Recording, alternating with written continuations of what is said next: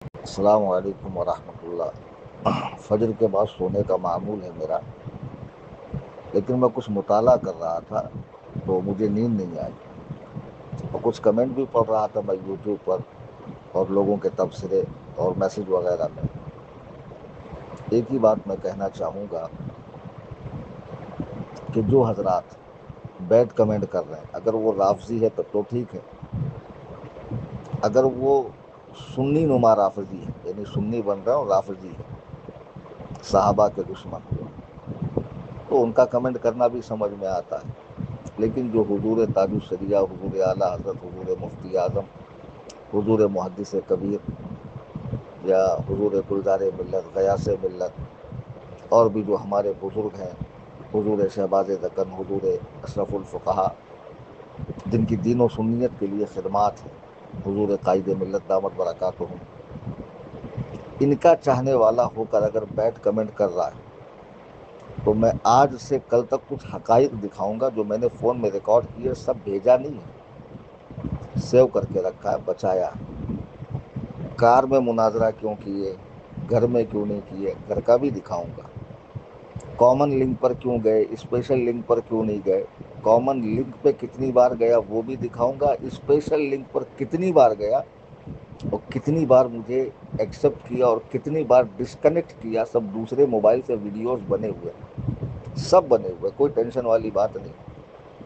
اب نئی بات یہ آ رہی کہ گئے کیوں، اپنی لنک کیوں نہیں بنائی۔ سیدھی بات ہے، میں 12 کو لائیو آیا تھا، میں نے تم لوگوں کو اللہ رسول کا واسطہ دیا تھا کہ اسے سنو۔ 5,000 روپے میں نے کیمرے والے کو دیے تھے جو یہ سب کرتا ہے، یہ کام، یہ تو مجھے نہیں آتا۔ بہرحال، تو میں نے اس میں کیا کہا تھا کہ بھئی شرائط کو مناظرے کو قبول کرنے کے بعد تم کئی لوگوں کے ساتھ میٹنگیں کر رہے ہو، بات چیت کر رہے ہو، میری دی ہوئی تاریخ پہ آتے نہیں ہو، میں کروں تو کیا کروں۔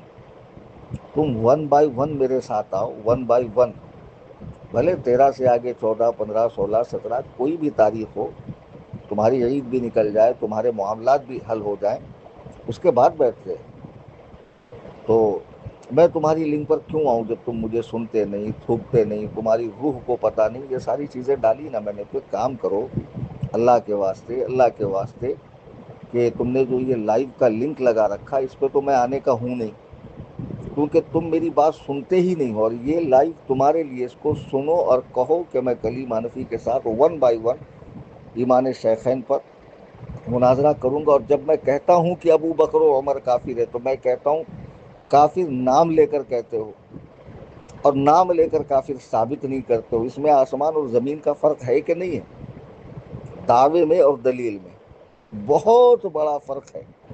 سنیوں کو یہی تو بات سمجھ میں نہیں آ رہی، لیکن وہ صاحب لائیو پہ آئے، دن دنائے، چیخے، چلائے، بزرگوں کی توہین کی۔ ہاں، وہاں بیٹھے ہوئے مکار ہنس رہے ہیں، سب کچھ کر رہے ہیں۔ اب مجھے سنی میسج کر رہے ہیں کہ حضرت آپ لائیو پہ جائیے۔ میں کہہ رہا ہوں کہ میں نے کل لائیو کر دیا ہے، جو اس نے سنا نہیں، جب وہ مجھے نہیں سنتا تو میں کیوں جاؤں اس کے لائیو پر؟ جانا پڑے گا، دین کا سوال ہے، سنیت کا سوال ہے، مسلک کا سوال ہے، یہ وہ۔ میں نے کہا چلو جاتا ہوں۔ تو گھر میں سے بھی لائیو گیا میں، وہ ساری ویڈیو میں نے بنائی ہے، میں ڈالوں گا 1-2 دن کے اندر، دھیرے دھیرے ڈالوں گا۔ گھر میں سے بھی لائیو گیا، کامن لنک پر بھی گیا، اسپیشل لنک پر بھی گیا۔ پھر 2-3 گھنٹہ جب ہوا تو میں جا رہا تھا ماہم شریف، راستے میں مجھے لوگ ملے، میں نے کار روکی، کار میں سے بھی لائیو گیا، کار میں سے بھی لائیو گیا۔ پھر وہاں سے واپس ریٹرن آیا، میں نے کہا چلو یہ بیٹھا ہے، ایک کام کرتا ہوں، میں گھر پہ جاتا ہوں اور اس سے اچھے سے بات کرتا ہوں۔ پھر گھر پہ آ کے لائیو گیا۔ تو میں نہ جاؤں تو مصیبت، گیا وہ جو ڈسکنیکٹ کر رہا، اور جو میرے موبائل پر لکھ کر آ رہا ہے نا ڈسکنیکٹ، اس کی ویڈیو میں آپ حضرات کو بھیجوں گا۔ تو مجھے بتائیے میں کیا کروں۔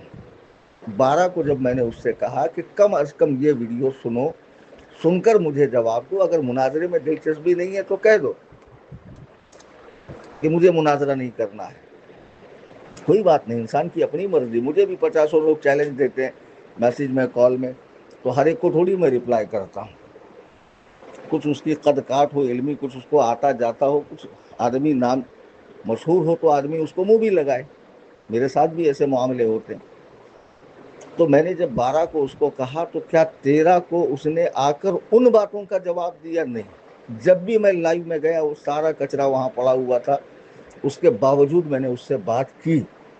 اس نے مجھے ڈسکنیکٹ کیا, باقاعدہ ڈسکنیکٹ کیا. تو میں وہی کہہ رہا ہوں, جو لوگ کمنٹ کر رہے ہیں نا, رافضیوں کی کمنٹ کی ہمیں پرواہ نہیں, سنی نمار رافضیوں کی بھی کمنٹ کی ہمیں پرواہ نہیں, لیکن جو واقعی ہمارے مرکز بریلی شریف اور وہاں کے جو بزرگان دین ہیں, حال فی الحال میں جو دین و سنیت کا کام کر رہے ہیں یا جو وصال فرما چکے ہیں, ان سے عقیدت و محبت رکھنے والے اگر غلط کمنٹ کر رہے ہیں اور جب پوری حقیقت سامنے آئے گی تو کہیں ایسا نہ ہو کہ آپ کو برا لگے کہ میں نے غلط کیا, پچھتاوا ہو.